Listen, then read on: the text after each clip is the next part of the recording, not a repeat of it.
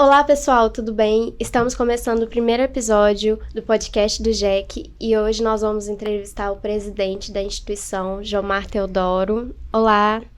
Olá, Luana, tudo bem? Tô bem, e você? Muito bom. E aí, começa falando um pouco pra gente sobre como começou o GEC. GEC, né? Que a gente fala GEC ou GEC, que é Grupo Educação Ética e Cidadania, é uma instituição sem fins lucrativos que foi fundada há 21 anos atrás, lá em fevereiro de 2003. E a história do GEC tem muito a ver com um grupo de estudo de ética que foi fundado em 1997, então 5 anos antes da instituição. Quando nós voltamos lá do sul de Minas, depois de ter formado em engenharia de telecomunicações, a gente criou esse grupo, porque a gente tinha feito especialização em ética, criou esse grupo para dar continuidade nos estudos. E depois de 5 anos estudando, a gente viu que precisava ir para a prática, ir para as realizações daquilo que a gente tinha estudado. Então o grupo decide criar uma instituição, ou seja, um CNPJ, para que pudesse realizar ações éticas ou realizar aquele ideal que a gente tinha, que era um ideal social, que era um ideal baseado em valores, que era um ideal de ajudar o mundo de alguma forma. Então esse grupo, né, do grupo de estudo de ética, também se tornou o grupo fundador da instituição. Isso lá há 21 anos atrás. E esse grupo tinha mais ou menos quantas pessoas? Na época tinha aí em torno de 10 pessoas, somando mais alguns participantes, chegava aí umas 20 pessoas, não mais do que isso. E essas pessoas continuam até hoje? As que não morreram, sim. Porque muitos entraram, já eram idosas, né? E depois de 21 anos é normal. E depois entraram outras pessoas também, né, para começarem a fazer parte dos associados efetivos da instituição, que são aqueles que elegem a diretoria e o conselho fiscal, né, o conselho fiscal e o conselho diretor, que são os órgãos que fazem a gestão da instituição. Uhum. E o GEC cresceu bastante desde lá?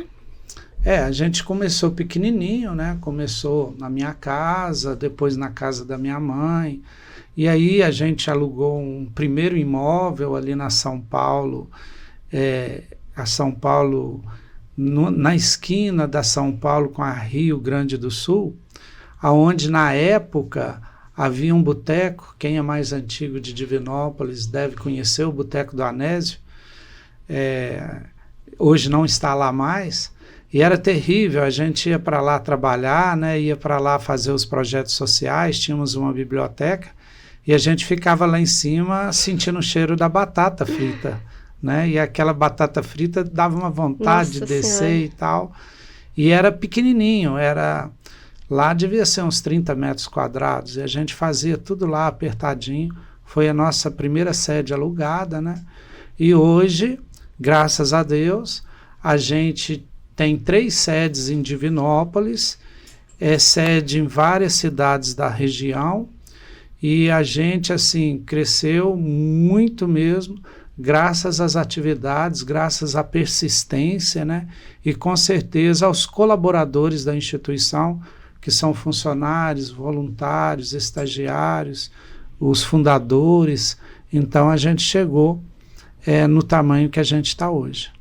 Então, já que atua em outras cidades?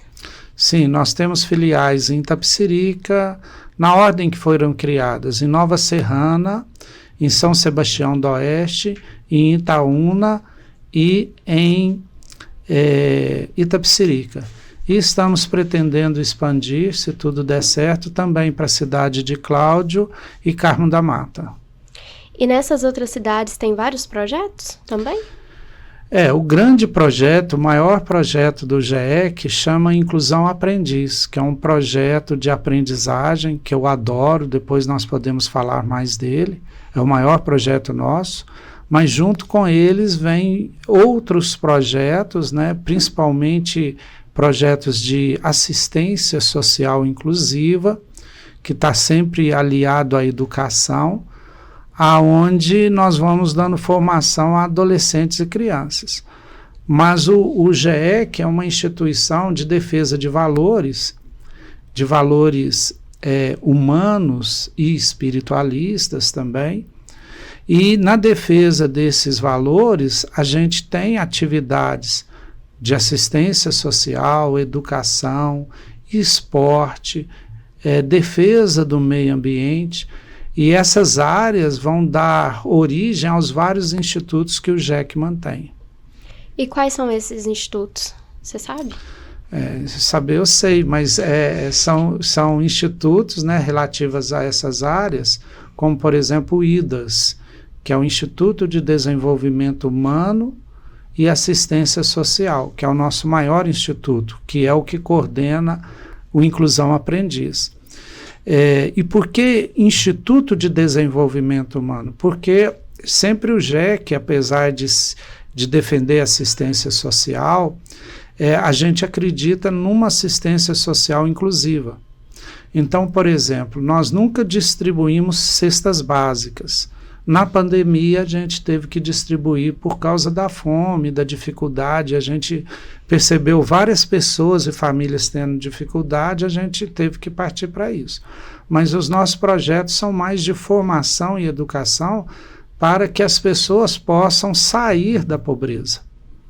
Então, a gente busca sempre dar o peixe. Em vez de dar o peixe, ensinar a pescar para que a pessoa possa pescar e adquirir o peixe. Então, a aprendizagem assim, o educar para profissionalizar é assim, e todos os outros projetos a gente busca dar essa sustentabilidade para que as pessoas possam por si mesmas buscar as condições financeiras para a sobrevivência.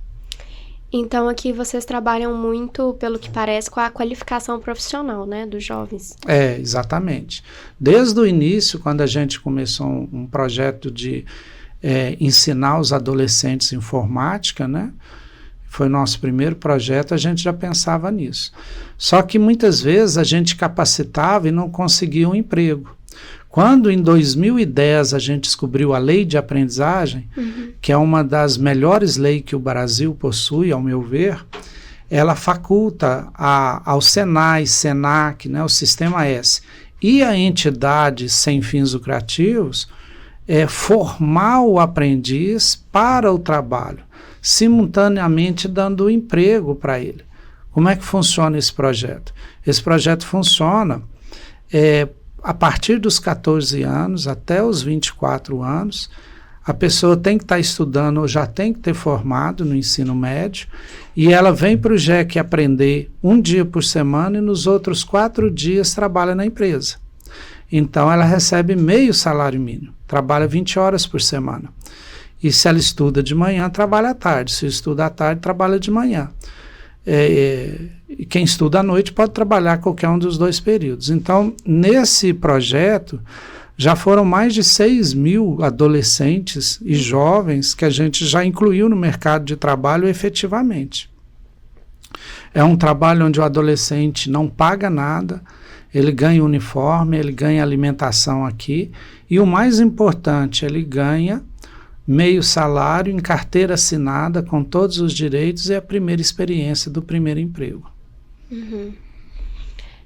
Essa questão da experiência é muito importante, né? Porque muitas vezes a pessoa não é contratada porque não tem experiência anterior, né? E o jovem aprendiz não precisa de ter uma experiência anterior, é justamente para a pessoa aprender, né?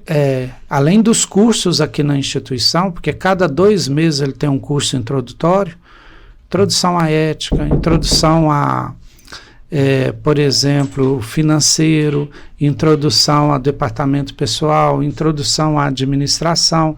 Então, aqui na instituição, ele tem toda essa parte introdutória dos cursos teóricos. Cada curso ele ganha um diploma de 20 horas. Ele tem a experiência prática dentro da empresa.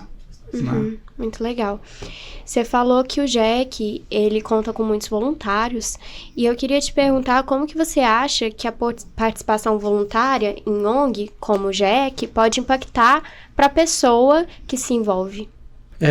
A questão é o seguinte, a gente já teve muitos voluntários quando a gente era pequena. Hoje eu prefiro contratar a pessoa, nem que seja como estagiário durante um período, para que ela possa receber e aprender aquela função. Temos ainda algumas oportunidades de voluntário, como na biblioteca, como em algumas atividades da assistência, mas o foco hoje nosso não é o voluntariado, né? É realmente a questão a educação para o primeiro emprego. Mas a gente tem uma proposta que ainda não foi colocada em ação, que chama Rede de Voluntariado, que é a gente receber as pessoas que querem trabalhar voluntariamente e indicá-las para as instituições que precisam de voluntários, como hospitais, creches, né, e outras entidades que precisam de voluntariados para fazer certas tarefas. Mas hoje o GEC está muito profissionalizado, a gente mais oferece nossos trabalhadores para trabalhar de voluntários em certos projetos sociais. Entendi, muito legal. Então é isso, pessoal. Esse foi o primeiro episódio do podcast do GEC. Queria agradecer a presença do Jomar, a audiência de vocês e pedir para vocês seguirem a gente nas redes sociais e fiquem aí para o próximo episódio.